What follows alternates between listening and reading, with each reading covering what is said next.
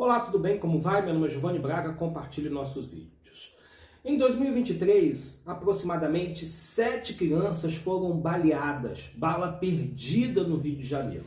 Isso é a prova absoluta que o crime organizado no Rio de Janeiro está mais do que organizado.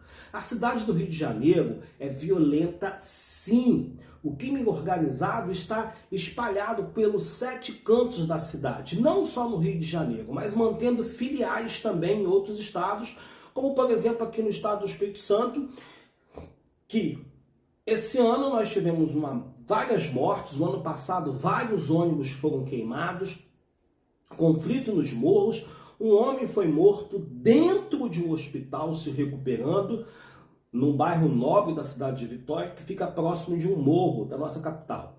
E agora nós temos a morte desses médicos que todo o país está indignado.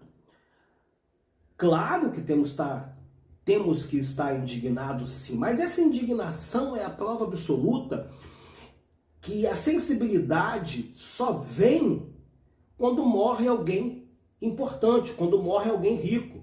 A sensibilidade aí, ela não existe para 7 crianças que foram mortas no Rio de Janeiro por bala perdida. O Brasil se emocionou e o mundo, nesse exato momento, está sabendo dessa tragédia que aconteceu no Rio de Janeiro, uma chacina no Rio de Janeiro.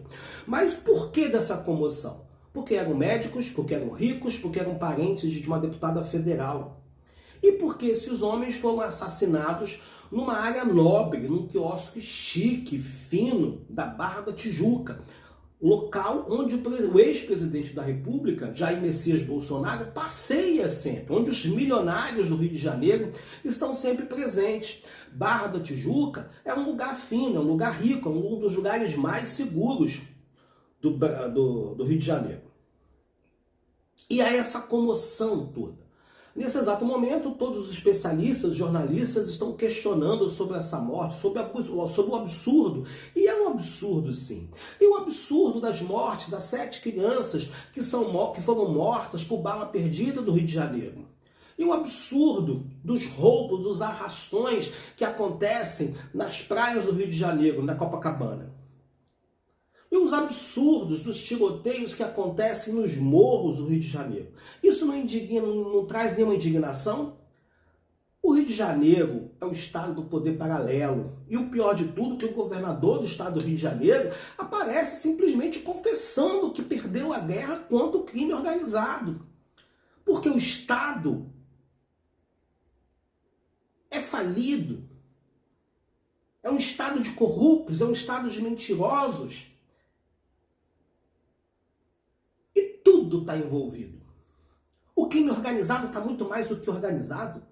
Eles tomam conta de todos os morros e quando um determinado candidato a deputado ou qualquer cargo político pretende ir nessas comunidades, ele precisa fazer parceria, pedir autorização ao crime organizado, ao narcotráfico, para entrar ali dentro. Para entrar nesse espaço. Logo, o crime organizado diz para os candidatos: eu deixo você entrar na comunidade e aqui você vai ganhar voto de toda a comunidade, porque eu vou pedir isso. Quem não votar em você, o pau vai comer na casa de Noca. E com isso, existe um jogo do crime, um jogo do poder paralelo, dos bandidos, que oferecem segurança, que oferecem internet, que oferecem telefone, que tomam conta dos morros, e são muito mais organizados do que o próprio Estado, que finge que é organizado, que finge que é bonzinho, mas é ladrão protegendo ladrão, ladrão atrás de ladrão. Quem é o pior bandido? São os bandidos que são eleitos pelo povo, burro, ignorante, que são obrigados a votar nesses homens, porque senão o poder paralelo vai lá e cobra deles? Enfim, estamos envolvidos numa grande armação criminosa. De um lado, o poder paralelo, que oferta muito mais do que o poder dito não paralelo, que é o poder oficial, que é repleto de bandidos que são eleitos com apoio do narcotráfico das comunidades do Rio de Janeiro. E essa logística do crime, essa condição construída pelo narcotráfico se espalha em todos os estados do Brasil. E nós somos vistos por todo o planeta como um país de estado paralelo. Uma junção do estado paralelo com o estado não paralelo. Enfim, então uma reunião de bandidos comandam o nosso país. E aí, o que fazer? Nada. Se correr, o bicho pega. Se correr, o bicho come. A morte desses médicos que aconteceu no Rio de Janeiro, nessa área nobre da cidade carioca, simplesmente é a oficialização. O crime organizado está muito mais preparado. Esses homens, esses médicos, foram mortos por engano de um miliciano, de um bandido que estava preso e que saiu da cadeia por ordem de quem? Do poder, do oficial. A justiça liberou esse homem que estava preso e ele foi para casa, na Barra da Tijuca, numa área nobre. E os médicos, não sabendo de nada, foram tomar uma cervejinha, uma água de coco ali no quiosque. E automaticamente, suponho eu, quem estava do quiosque ligou para o crime organizado, para a liderança do espaço, para a liderança comunitária da área ali. Ó, fulano de tal tá aqui. E eles foram lá, desceram sem a menor preocupação de esconder a face.